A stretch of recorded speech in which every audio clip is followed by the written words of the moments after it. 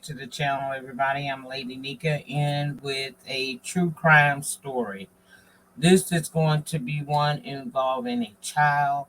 So, um, I want to first of all let you know that this is going to be probably triggering to some. So, I'm going to invoke the trigger warning right now as I tell you this story about this young girl. Trigger warning. If you are one of these people who are very sensitive to hearing stories about children, unalivings, and things of that nature, then join me again in the den when we open back up. But today I wanted to bring this story to life because I've been working on it for some time now. It was sent to me by one of my den mates. I appreciate you for telling me about this story because I had no idea what this story was all about, or what I was about to embark upon. But the more I researched on it, the more I found myself intrigued, and I felt like it's a story that deserves to be told. So if you're one of those people who cannot take hearing stories of unaliving that involves children, please exit stage left right now and come and visit me when I'm on something a lot less triggering. Now, during this broadcast, I will be invoking the Fair Use Act because I'm going to use some clips. I'm going to use the Fair Use Act, which is under the copyright disclaimer under Section 107 of the Copyright Act of 1976, where allowances is made for fair use for purposes such as criticism, comment, news reporting, teaching, scholarship, and research. The information I'm sharing with you guys today is going to be up under this Fair Use Act. I'm not going to alter the commentary any kind of way. You can use it more as for me teaching you about what actually happened, giving you some news reporting in my own way about it, and commenting on it as I see fit. So, with that being said, let me give you a brief situation. Let me give you a brief overview of what we're dealing with here, okay? There is this woman by the name of Sherry Wiggins, shown here in the photograph. Miss Sherry was only 20 years old when she gave birth to a baby girl in Virginia. Sherry said she saw her baby as a blessing. She said the little girl was smart and she was special, and that's why she named her Amor or Amore, whichever one y'all want to, which is in Spanish mean love, right? Well, Sherry met Amar's daddy, her father, Lamar Bickerstaff, when she was 19. Lamar at that time was 35 years old and a member of the U.S. Navy. They lived in the same apartment complex and later they moved in together after Sherry discovered she was pregnant. Sherry said that Bickerstaff's family was disappointed with him for having a child out of wedlock, and Sherry and Lamar had no intentions upon getting married. Lamar was upset and bothered by his family pressure, so when he began to do little things like shove her, Sherry knew that it was time to figure something out. Sherry soon moved out, and Lamar was an absent father. She took him to court to try and get child support. Around that time, Sherry admitted to making mistakes and that she was facing misdemeanor charges.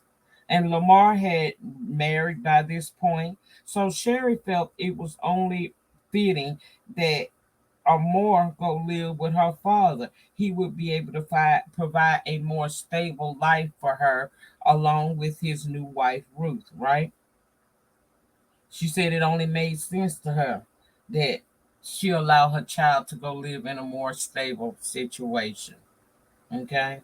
Now, I want to show y'all a clip of what happens sometimes when we as parents think we're doing the right thing because you're leaving one parent to go live with the other one. This ain't in all cases, but this has happened, and I want to put a spotlight on it.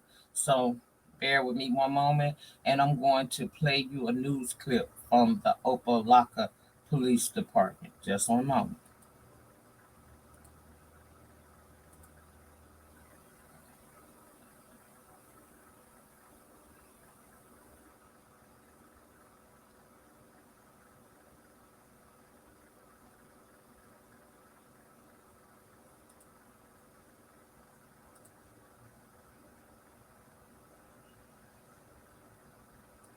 and our detectives have spent an unmeasurable number of hours working on this case over the past 11 years.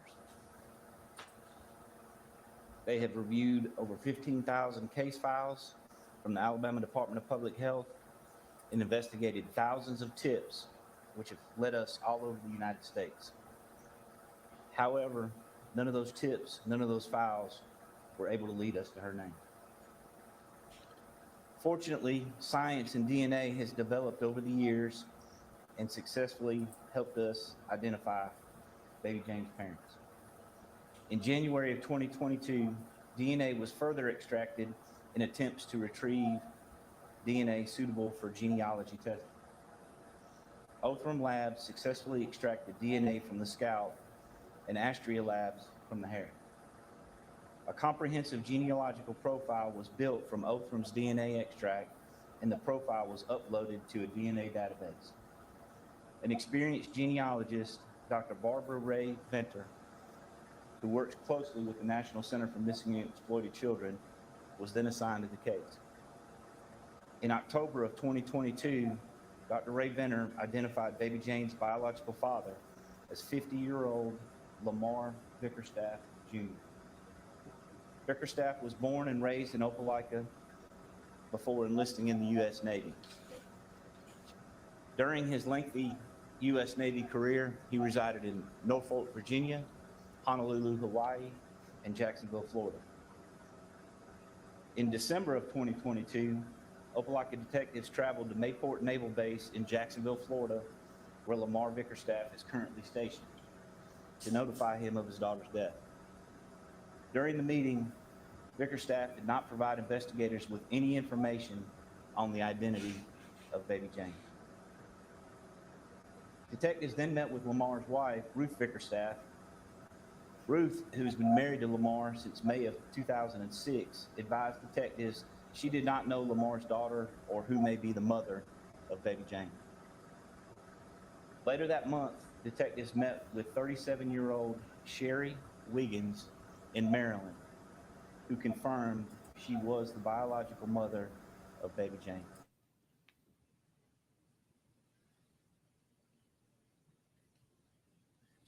Wiggins is a native of Norfolk, Virginia, and stated she gave birth to a baby girl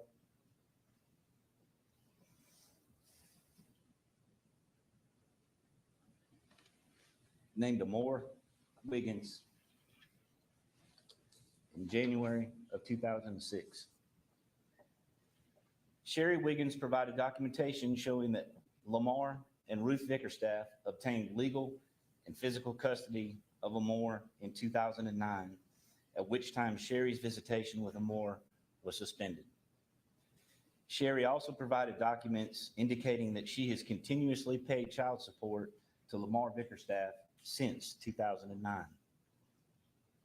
Detectives reached out to the school boards and pediatric clinics in several states where Lamar and Ruth Bickerstaff resided and determined that Amor was never enrolled in school, nor was she ever reported as a missing person. With this information, Opelika detectives met with the Lee County District Attorney's Office to determine charges related to the death of Amor Wiggins.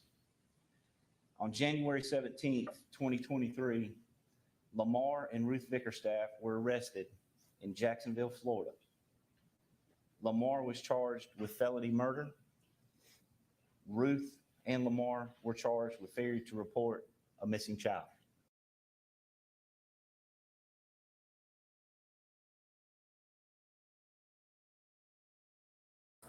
Okay. Now, let me give you a little bit more insight into exactly what happened. Cheryl was still visiting with her daughter after she allowed her daughter to go and live with the father and the stepmother.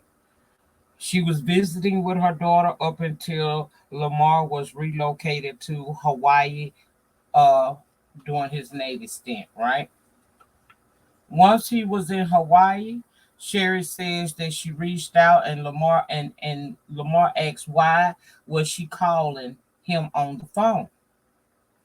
He stated he was not making any special arrangements for her to see her child. He told her that she didn't care about Amora and then she stated and stated that Amora was okay there with him and his wife Ruth. Now, according to Sherry, she went to court several times and she provided documentations of such. She was trying to force Lamar to resume visitation and possibly regain custody of her daughter. By 2023, she says that the court informed her appeals were exhausted.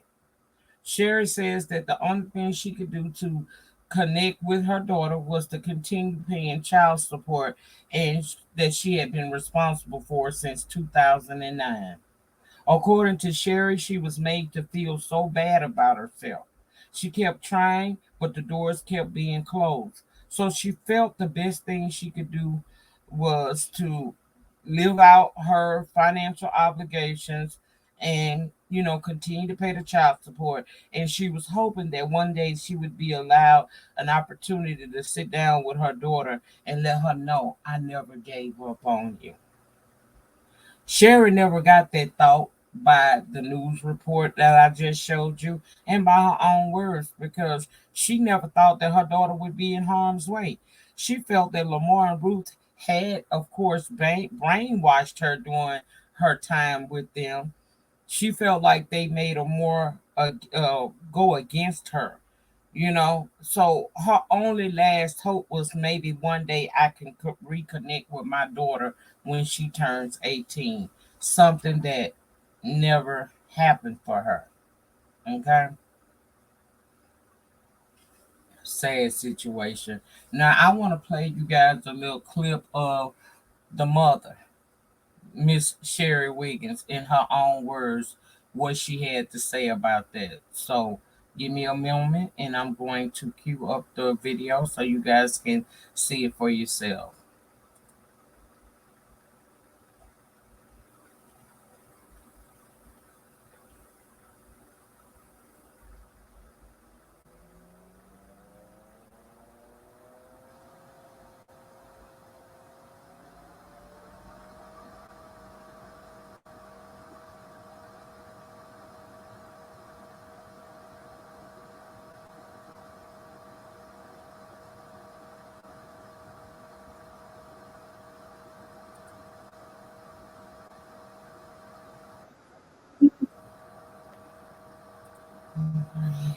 Give me 1 second, y'all.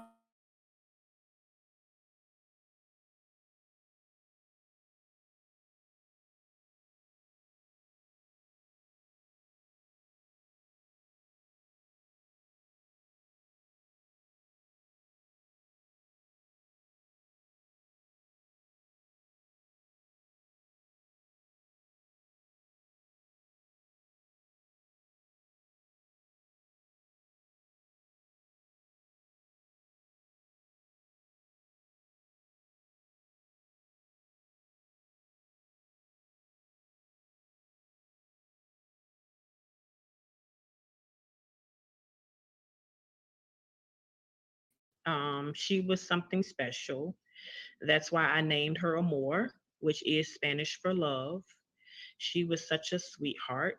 Um, just a busy, busy, busy 2 year old, getting into everything, everywhere. How old were you when you had her? I was about 19 or 20. 19 or 20. And you named her Amor because it does mean love and affection. Yes. And what kind of things did she like to do? What kind of things did y'all like to do together? Well, we would play, of course. We would go to the park. We would hang out and enjoy the weather. When we did get a little bit of snow, because we're from Virginia, we barely get snow there. She would eat the snow and play with her sister, play with the other kids in the neighborhood, just enjoy herself. Was she talking? When did she start talking? She really wasn't talking. It was just more of mom. It was more of like just like babbling, making sounds, but not necessarily words. And she had an older sister? Yes. Yes, an older sister. So, Can we talk about how you met Lamar Vickerstaff? Can you talk us through how you came into contact and to be in a relationship with him? Yes, Lamar and I lived in the same apartment complex on Little Creek Road in Virginia. And while living in that complex, I was out shopping at a grocery store in the near area, and so was he. We then did past conversation, talked a little bit and exchanged phone numbers, and continued to dealing with each other in communication from there. And it turned romantic at some point. Yes, it turned romantic. And you And were how old at the time? about 20, 20. And he was how old? 35. 35. And so eventually you find out that you are pregnant. Yes. What was his reaction when you told him that you were having a baby? His reaction was fine when I told him that I was expecting. We then decided that he agreed that I could move in with him into his apartment. And things were going well? Yes, things were going well for a while, and suddenly he was about to go away on either workups or deployment, and he got in contact with one of his family members. I believe it was his mom. He contacted her on the phone, and while sitting in the living room on the phone, breaking the news to her that I was expecting, his responses didn't sound too great. And I remember hearing a lot of you guys are shacking. That's not what we do. Where we're from. You guys are having that baby out of wedlock. You're not married. And things just started to change from there. What kind of changes started happening with your relationship with Lamar changed because he started seeming aggressive, like he wanted to satisfy his mom. And the shacking wasn't an issue before he contacted her. Marriage was never on the table. And after that, it was more so, this is what it's gonna be, this is what you're gonna do. And if you're not gonna do it that way, you can't be in the apartment anymore. Because my family, we're not with the shacking. We're just not doing it. And he was adamant about that. shacking, meaning living with somebody out of wedlock? I believe so. I really don't know the meaning, but I know that was something that he threw in the air. And did you know his family was from Alabama, or had you ever met any of his family members? I have never met any of his family members, and I knew that he was from Alabama. But not what city or anything like that? No. And so did he ever become aggressive towards you? Was he abusive towards you when you were pregnant? What do you remember about that time living with him? Yes, I believe that when he got to the point where he wanted me to try to do something different as far as the living arrangements, he would start shoving me around, just being very demanding, like I stated, like, this is what you're going to do, or you need to figure out something, or, now we got a baby and we're not even married. It was just like he was just upset and bothered from there. And when he started shoving me, I was like, I'm going to figure something out. But he never asked you to marry him, and there was no indication that he wanted to get married? No. And so take me to January 1st, 2006. Amor is born. Are you at the hospital by yourself? Talk to me about that day. On January the 1st, 2006, when Amor was born, I had my family supporting me. And the best thing about that day that I can remember, actually, in the hospitals in Virginia, which I birthed her at Centera, she was in the running to be one of the first babies of the year. The New Year's So, baby. yes, the first baby of the new year. And Lamar was not with you? No. So was he on a deployment at that point in time? That's what he stated to me. Okay. And so were you living with your family at the time when Amor was born? No, I was living with a friend of mine where Lamar did come there to visit me as well. How was he with the baby? Well, while I was carrying, he came to visit me. So the baby hadn't been delivered yet. Okay. But then after you delivered Amor, did he ever see the baby or come see you with her, or did he pay child support? Yes, he came to see the baby, but no, he did not pay child support. So when did y'all end up in the court system with all of this? Talk to me about that. Um, as I believe that once I told Lamar that I was getting in contact with his department because he wasn't doing anything and he wasn't trying to provide, when I did that, he started trying to communicate more, but it still wasn't enough. So then court proceedings were filed. My family had advised me to go ahead and file court proceedings. And then the process of that, Lamar then started to state that paternity needed to be done. Okay. So you had reached out to his naval officers, Yes. his commanders, Yes. about not paying child support. About him not doing right by the child. Okay. And how old was Amore at that point in time? Was she still a baby, or was she around one? Yes, she was a few months old. Okay. So that started all that. And then, so take me to 2009, because I understand that is when Lamar and his now wife, Ruth Vickerstaff, were they married at that time? By 2009, yes. Okay. So 2009, that is when the courts awarded them full-time custody, physical and legal custody of Amore. What happened there? Why did that happen? At the time, I was making choices that weren't good. I was dealing with some legal issues and back and forth in court myself for charges, misdemeanor charges that they weren't working in my favor when I was going, back and forth to court dealing with that. And so, did you lose custody or did you grant custody? What happened with that? It was kind of like it was both, because I would say that because Lamar wanted to start using my case towards me, and in the mix of the back and forth that we were doing as far as going to court to see, what was best for Amore. Okay. So it was more so both losing and granting. Okay. Because it did make sense for her to be somewhere more stable, a man of honor, and with a job like that, things did look better for him. You felt like Amore would have a better life with her dad and his wife, Ruth. Yes. At that point in time, until you could get what you were going through together. Yes. Okay. And they both had agreed upon that as well. That's why the custody wasn't long and drawn out. Okay. So 2009, Amore goes with him. Do you remember the last time you saw her? The last time I saw her was, I believe it was 2009, later on in that year. Because there was still at some point the dates might be off, because in the process of this, there was still reasonable and liberal visitation. Okay. So you were still able to visit her? Yes. And they were still living in Virginia, you said? Yes. And you were still living in Virginia?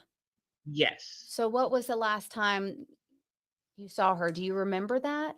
We always enjoyed each other. We always found things to do. I can just remember us being in the apartment where I was residing, and her being around her sister, and her being around who I was a roommate to's children as well. Okay.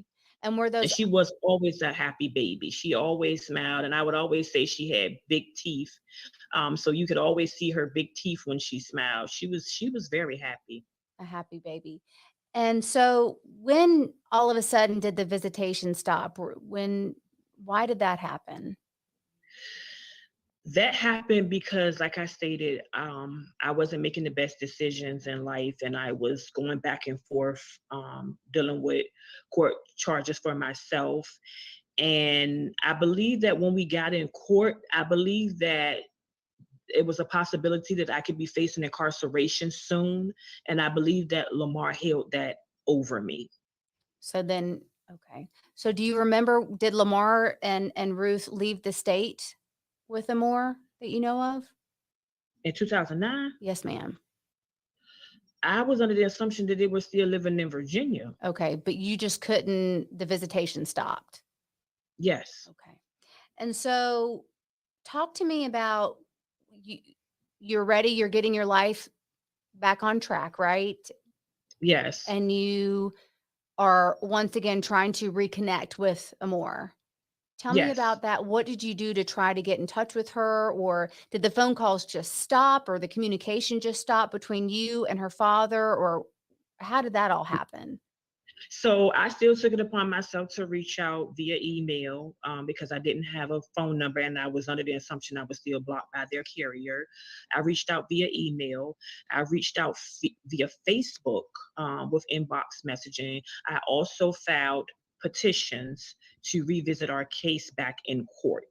Okay. And did you So I continued to keep trying, and as far as the emails, he wouldn't respond to. And then the Facebook messaging, he told me that she didn't want to be around me. He's given her a better life. okay.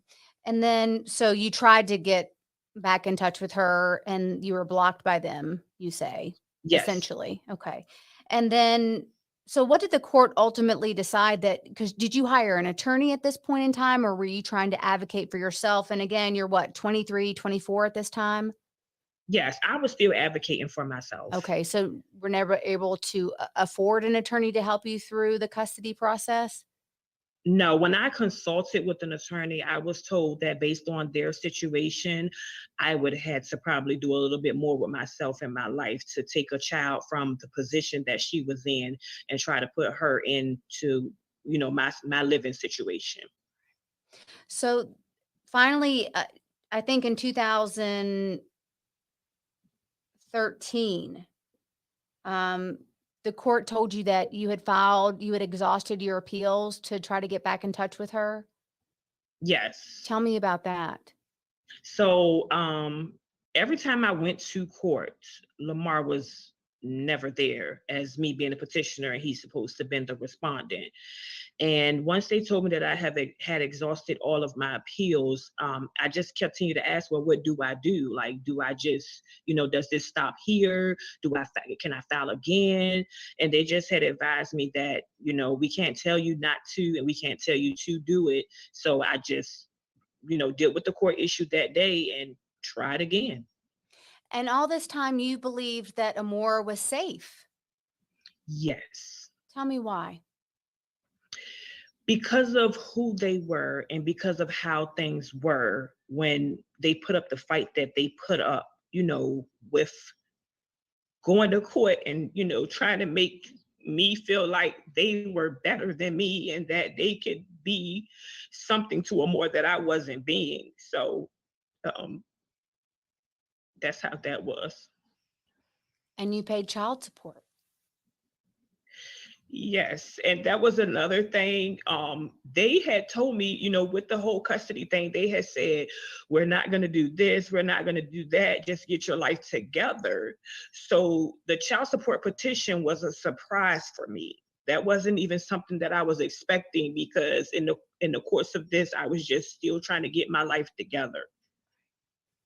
So, but you did file and did pay for the child support for her. Yes, And when did those yes, payments start? back in 2009, 2009, when 2009, they were awarded custody. And how long did those payments continue through? they continued till now. To now? You never missed a, Yes, yeah, you just paid consistently. yes. My license were revoked through the process of this. My passport privileges were revoked due with this, and um, my taxes were withheld. Checks were garnished. I mean, up until today, they were still being deducted and removed, and I honestly felt I felt like once they made me feel so bad and I kept trying and the doors kept being closed, I felt like the least I could do was live out my financial obligation. And that's why I never stopped. And I always felt like I knew that one day I could tell her, like, I never gave up on you. All I could do was take care of you. So, that's what I did. And that's all if I couldn't do anything else because of how things were. I pride myself on supporting my child financially. And I also pride myself on reaching out constantly and never giving up.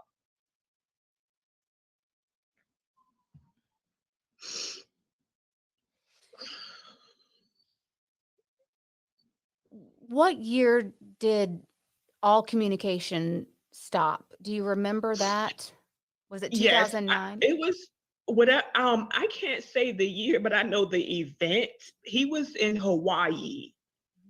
He was in Hawaii, and I had reached out, and he was like, "Why the hell are you calling my phone? I'm not making no special arrangements to let you see a child. You don't care about her. She's okay over here with us." And I heard him say cookie in the background, like on the phone, because I had called restricted. And I heard him say cookie, like as if he was talking to her, but I didn't hear any response from her. But I heard him say cookie, and I guess it was like a way to kind of get at me. So, then he hung up. And do you remember what year that was? All I can remember is that he was in Hawaii because that was what he stated. It was in Hawaii. So did you ever worry, you hadn't it had been years since you had spoken.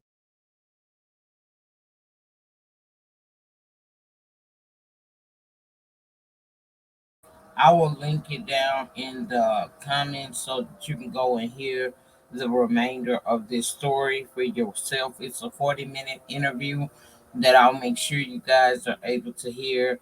You'll actually hear how the events that led up to investigators reaching out to her. She had moved to Maryland at this time. Okay. And they reached out to her with a clay figure, much like this right here on the screen. And she knew what it was. And subsequently, Lamar and Ruth Bickerstaff both were arrested.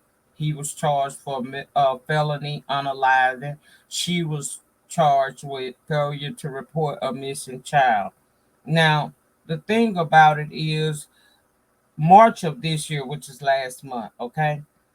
Lamar Bickerstaff admitted to ending the life of his daughter, Amora Wiggins. Detectives believe Wiggins was unalived around 2010 or 2011. So I need y'all to understand this man was still receiving child support payments for a child that was probably no longer here with us on this earth, okay? When she was found, she appeared to be malnourished and physically abused before her demise.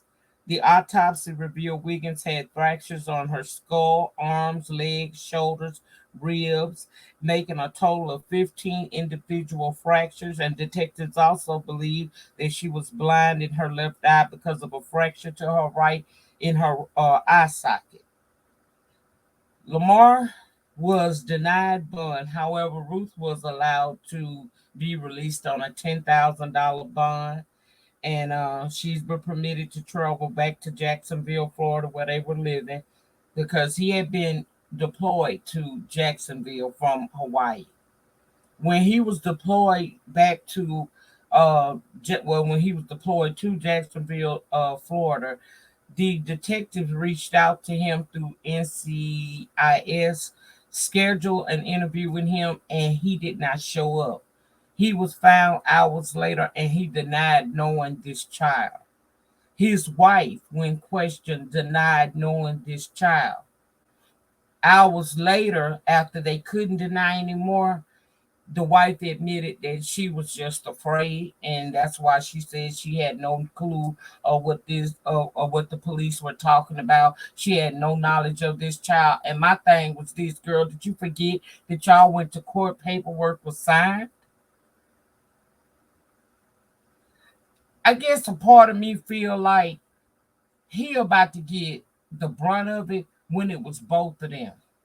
Now she says that Ruth Bickerstaff, her she's saying that the child got a little unruly and she has told him that the child needed to, he needed to be more present with the child or get somebody to help her with it. And he left with the child one day, supposedly taking the child to some of his relatives' house, and she never heard from the child again. I'm sorry, y'all. I'm not buying it. I think she's fully aware of what her husband did. They just didn't think they would be caught. He thought he had buried this baby somewhere far enough or away from where her body would not be discovered. I think that was crazy because he took the child to a trailer park where he grew up at, where people knew of him at, and he buried her in a shallow grave. I'm not believing Miss Ruth had no knowledge of what was going on. I think Miss Ruth never wanted to deal with this child. And as she grew up, children are become a handful, and she just didn't sign up for that. She didn't sign up for that life of being a stepmom. She signed up to be the wife of a military man and nothing more. Now, if she has individual children herself by Lamar, I don't know that yet. But I do know that it feels like she just simply did not want to deal with the child. She complained about how taxing it had become to take care of this child and made him feel like he had to do something about it. Neither one of these people cared about this child because if he ever cared about the child in the first place, he wouldn't have not allowed his parents, I don't care what they say, to make him feel like he couldn't be a father with that child. When he did take on his child, he would not have been the type of man that wants to keep the mother away from the child if she's making effort, genuine effort to try to be a part of the child's life. What happened to this baby was absolutely horrible. Absolutely horrible, and no excuse for it. He is currently sitting in jail awaiting trial, but he did admit to it, and he's trying to do a deal to where his wife doesn't get any charges at all. I feel like they both deserve to sit in prison and think about what they done. I do not believe that if I'm raising this child, I don't care how unruly this child becomes, at some point, that's ain't that what we supposed to do as parents? You signed a contractual obligation to help this man raise this child until the mother gets on her feet. The mother made attempts to get on her feet and become active in the child's life, but the father wanted to block her out the child life. If that child was a problem to you, why didn't you give the child back to the mother? It could have all been so simple, and little Amore could have still been here today. Why was she found appearing to have been malnourished and physically abused? There, you telling me Miss Ruth had no idea that this child was living in her house and she was being malnourished and physically abused? She had no clue of this. Utter foolishness. Utter foolishness. When you got a mom steady going back to court trying to be involved, but y'all are pushing her out because she had some humble beginnings. She didn't always do everything right. What we can say is, under the care of the mother, the child didn't come up unalived. The mother only allowed the father to get the child because she was going through her own thing, because she was a young mother and didn't have the support system maybe that she needed. She had done some things that many of us have done in the past, got ourselves in a little trouble. So she thinking that, okay, this man is a man of honor. I don't know why she thought he was a man of honor, because when he started pushing on her, there ain't no honor in that. But okay, she thinking he's got a good career. He can provide a stable place for my child, our child. And now her baby gone. And the father of her child sits in prison awaiting trial, while the stepmother, who I feel like is going to probably get off with a slap on the wrist, is out on bond. Amore sits in a grave. Now, there was a GoFundMe that was done on behalf of this child. I'm gonna share that with you, and I'll put it down in the panic section as well, so that you guys can go over and see it for yourself. And if you want to donate, you can, because it has reached the amount of money that she was seeking. But I'll show it to you guys just so you know. Let me see.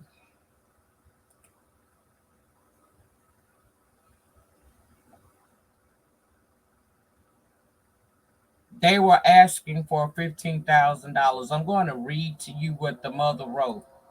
She says, "My name is Sherry Wiggins. I'm the mother of Amori Wiggins in the baby Jane Doe case in Opelika, Alabama.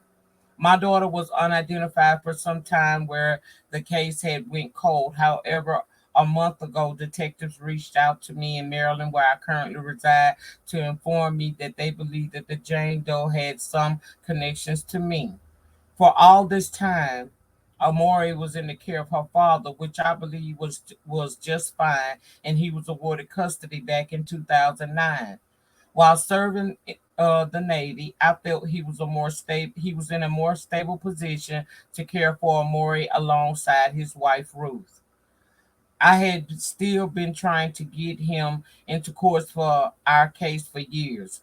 While going through the ups and downs and paying child support since 2009 until present day, I have lost many privileges, and I'm getting justice now. I've got this news, and I just want to raise money to regain some of the things I lost in life and give her a proper burial. I don't have life insurance because she was not in my care. DNA has helped confirm this case and supporting documents. My reason for doing this fundraiser is also is that I'm able to travel and continue assisting with the case as it's not quite over yet. I will seek counsel soon for that that he's done. Everything is appreciated. I'll give updates on a more burial for those who would like to come. She has not had a service yet. This case and all info can be found on Opelika Jane Doe or Opelika Police Department's websites. Okay. Apparently there was some form. Okay, she updated it on the 2nd of April. Let me see. Celebrated the life. Today, the Opelika Police Department celebrated the life of baby girl or more.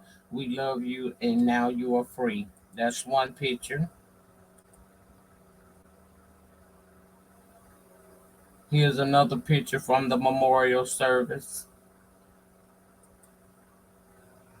And here are a picture of the people who came out to celebrate the life of baby girl or more.